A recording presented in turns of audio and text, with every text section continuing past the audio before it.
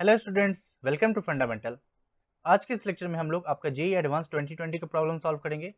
ये question number 8 है, paper 1 का प्रॉब्लम है।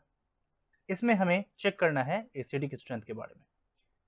देखिए, ये क्वेश्चन बहुत इंपॉर्टेंट है इस पॉइंट ऑफ व्यू से, क्योंकि इसमें आप ऑप्शन एलिमिनेशन नहीं लगा पाएंगे। इसमें आपको प्योर एंड प्योर कॉन्सेप्ट पे ही जाना होगा। हम क्यों कह रहे हैं, ध्यान से ऑब्जर्व कीजिए। यहाँ देखिए 3 स्टेटमेंट दे रखा हुआ है, तो इसके लिए तो आपको कॉन्सेप्ट पता ही होना पड़ेगा। ऑप्शन एलिमिनेशन हम लोग कैसे करते थे, देखिए लास्ट हम लोग जो सॉल्व किए थे बेसिक स्ट्रेंथ पे, यहाँ 4 ऑप्शंस दे रखा था। इसलिए हम लोग कोई एक कॉन्सेप्ट लगा लेते थे कि जैसे यहाँ 4 1 से ज्यादा है, इसके बेसिस पे हम लोग 2 ऑप्शन एलिमिनेट कर रहे थे। लेकिन यहाँ तो एक ही ऑर्डर दे रखा हुआ है, तो अब आप कैसे डिसाइड करेंगे? यहाँ पे तो आपको प्योर कॉन्सेप्ट ही लगाना पड़ेगा ना। इसलिए हम लास्ट लेक्चर में बोले थे कि प्योर कॉन्सेप्ट भी जानना बहुत जरूरी होता है। अब हम लोग सॉल्व करते हैं इस प्रॉब्लम को। सबसे पहले आप ये जान लीजिए, किसी भी मॉलिक्यूल का एसिडिक स्ट्रेंथ कैसे चेक करते हैं, उसका हम लोग कंजुगेट बेस का स्ट्रक्चर ड्रॉ करते हैं। कंजुगेट बेस क्या हो गया, जैसे कि आप ऐसा समझिए, ये कार्बोक्सिलिक एसिड है, यहां से माइनस ऑफ हम H+ करेंगे तो ये O- फॉर्म करेगा, इसको बोलते हैं कंजुगेट बेस। सो उसी तरह हमें क्या करना है, इन पांचों में कंजुगेट बेस ड्रॉ करना है। अगर हम कंजुगेट बेस ड्रॉ करें तो स्टेटमेंट ए में क्या कह रहा है कि acidity of compound 1 is due to delocalization in conjugate base। पहली बात, हम इसका कंजुगेट बेस ड्रॉ करते हैं। यहां से अगर हम H हटा देंगे तो माइनस यहां आएगा, ये माइनस इस तरह से रिंग में डिलोकलाइज होगा, लाइकवाइज ये इधर भी रिंग में डिलोकलाइज होगा। सो इतना बात तो क्लियर हो रहा है कि हाँ, 1 में जो ये कंपाउंड है एसिडिक इन नेचर है, तो ए सही है। अब आते हैं क्या कह रहा है बी में, कंजुगेट बेस ऑफ 4 का कंजुगेट बेस बनाइए, बनाते हैं। तो ये हो गया कंजुगेट बेस। क्या कह रहा है, इज एरोमेटिक। आप पढ़ते हैं कि इस तरह का मॉलिक्यूल एरोमेटिक होता है जो कि 4n+2 पाई इलेक्ट्रॉन को फॉलो करता है। कैसे, आइए चेक करते हैं। 4n+2 इक्वल्स टू, यहाँ पाई इलेक्ट्रॉन कितना है, 2 2 4 और ये 2 6 6 है।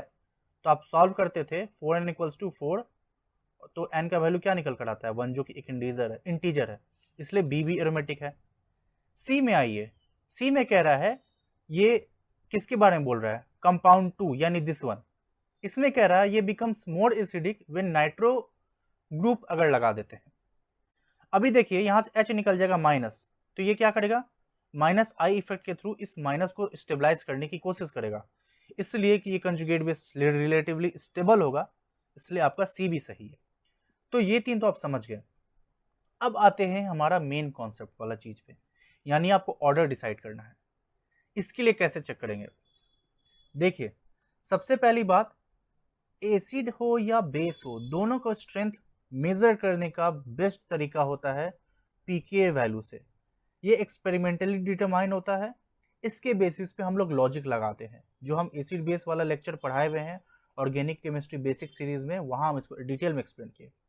सो अगर एक्सपेरिमेंटल बेसिस के पे हम लोग क्वालिटेटिव एनालिसिस करते हैं, जैसे कि देखिए यहाँ ऑर्डर में क्या दे रखा हुआ है, सबसे लास्ट में 3 है, 2 है, 5 है। ऑब्जर्व कीजिए, 3 कैसा मॉलिक्यूल है, एक sp3 वाला है। 2 कैसा मॉलिक्यूल है, 2 किधर गया, ये कैसा है, sp2 है, यानी sp2 है। और 5 में क्या है, 5 देखिए ये sp है। तो यहां से यहां परसेंटेज ऑफ s कैरेक्टर बढ़ता है, हम लोग पढ़ते हैं, और s कैरेक्टर बढ़ने से इसका इलेक्ट्रोनिगेटिविटी बढ़ जाता है। इसलिए 4 5 2 का तो ऑर्डर तो सही दिख रहा है। अब बचा हमारा 1 और 4 का। 1 और 4 को कैसे डिसाइड करेंगे, देखिए यहां पर बहुत इंपॉर्टेंट एक कॉन्सेप्ट लगता है, जो कि आप ध्यान से देखिएगा। 4 में जो कंजुगेट बेस है, ये कंजुगेट बेस स्टेबल हो रहा है बिकॉज ये एरोमेटिसिटी गेन कर रहा है। ध्यान से समझिए, एरोमेटिसिटी गेन कर रहा है। और 1 का जो कंजुगेट बेस है, दिस वन, ये स्टेबल हो रहा है बिकॉज ये डीलोकलाइज हो रहा है। लेकिन ये डीलोकलाइज होने के चक्कर में इसका एरोमेटिसिटी लूज कर रहा है। कैसे लूज कर रहा है, एक बार हम इसको इरेज करते हैं तो आपको अच्छे से एक्सप्लेन करते हैं। आप इसका कंजुगेट बेस का डीलोकलाइजेशन करेंगे तो ये कुछ ऐसा निकल कर आएगा। अगर हम इसका स्ट्रक्चर ड्रॉ करें, सॉरी अच्छे से ड्रॉ करते हैं, ध्यान से देखिए, ये ऐसे गया और ये उठ के ऐसे आया, और बाकी स्ट्रक्चर एज इट इज वैसा ही रहेगा। ये हम गोल बना दे रहे क्योंकि इधर तो हम नहीं ड्रॉ कर रहे हैं ना रेजोनेटिंग, लाइकवाइज ऐसे करेंगे। तो आप क्या ऑब्जर्व कर रहे हैं, ये एरोमेटिक है लेकिन अब ये एरोमेटिसिटी इसका खत्म हो गया। सो इसीलिए कहा जा रहा है कि 1 में क्या हो रहा है कि ये जो कंजुगेट बेस हो रहा है ये स्टेबल हो रहा है डीलोकलाइजेशन के थ्रू, जो कि स्टेटमेंट ए भी कर रहा है, लेकिन इस प्रोसेस में ये एरोमेटिसिटी लूज कर रहा है। लेकिन 4 में जो ये स्टेबल हो रहा है कंजुगेट बेस, ये एक्चुअली एरोमेटिसिटी क्या कर रहा है, गेन कर रहा है। सिंस गेन कर रहा है इसलिए मोर स्टेबल कंजुगेट बेस होगा compare to this aromaticity lose वाला, इसलिए 4 सबसे ज्यादा होगा कंपेयर टू 1। यही रीजन है कि आपका ऑर्डर हो जाएगा 4 देन 1 और बाद बाकी ये जो ऑर्डर है 5 2 3 तो रहेगा, इसलिए ये ऑर्डर गलत है, इसलिए आंसर आपका डी नहीं होगा, रैदर इसका ए बी और सी, बस यही 3 होगा। तो ये तो हुआ क्वालिटेटिव एनालिसिस। एक बार क्वांटिटेटिव कहते हैं जो कि हम लोग पढ़ते हैं।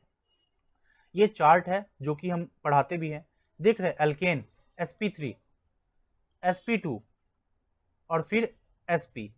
तो ये जस्ट चार्ट को ध्यान में रखना होता है, याद नहीं करना होता है। अब आ जाइए ये 2 मॉलिक्यूल पे, ये और ये देखिए ध्यान से, इसका जो पीके होता है ये 15 निकल कर आता है। ये जो हाइड्रोजन अगर लूज करेगा, और वाटर का जो पीके होता है देखिए ये 10 से 20 15 के आसपास रहता है, और इसका भी पीके कितना निकल कर आ रहा है 15, यानी ये वैल्यू इन तीनों से तो ऊपर ही है। इतना तो ये भी क्लियर हो गया।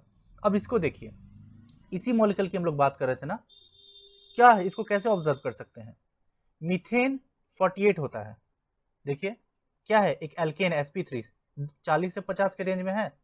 इसमें आप एक बेंजीन लगा रहे हैं तो पीके क्या हो रहा है, जस्ट 8 कम हो रहा है। तो अगर बस इतना नॉलेज होता ना तो आप ये आंसर तब भी कर सकते थे। आप अगर आपको ये नहीं पता हो ये कॉन्सेप्ट एरोमेटिसिटी लूज और गेन, फिर भी आप सॉल्व कर लेते हैं बिकॉज ऑफ दिस नॉलेज कि देख रहे 8 घट रहा है। अगर हम एक और बेंजीन लगाएंगे तो उतना ही 8-7 के आसपास घटना चाहिए, देखिए फर्दर 7 घट रहा है। लेकिन जब एक और बेंजीन लगाते हैं तो सिर्फ एक ही घटता है। ऐसा क्यों होता है? इसका रीजन ये होता है कि यहाँ पर जो आप कंजुगेट बेस फॉर्म करते हैं बेसिकली ये कार्बेनाइन है, और कार्बेनाइन एक sp3 हाइब्रिडाइज होता है, और इसमें सिंस ये लोन पेयर के फॉर्म में रहता है तो बेसिकली ये पिरामिडल स्ट्रक्चर हो गया, और सिंस ये एक स्टीरिक हिंड्रेंस होता है जिस कारण से ये उतना स्टेबलाइज नहीं करता है, इसलिए यहाँ पर एक और बेंजीन लगाने का कोई मतलब नहीं होता है। हम जब कार्बेनाइन इंटरमीडिएट पढ़ाएंगे तो वहाँ डिटेल में एक्सप्लेन करेंगे, फिलहाल जस्ट आप समझिए कि ये ऐसा लॉजिक है। सो हम आपको 2 तरीके से बता दिए। पहली बात तो हम आपको क्वालिटेटिवली डिस्कस करा दिए कि आप कैसे सॉल्व करेंगे, और क्वांटिटेटिवली हम आपको एक्सप्लेन भी कर दिए। सो यही था आज का लेक्चर। नेक्स्ट में हम लोग जब मिलेंगे तो बात करेंगे 2019 में इस एसिडिक स्ट्रेंथ के बारे में। So keep working hard and good luck for examination. मिलते हैं अगले वीडियो में। Thank you guys.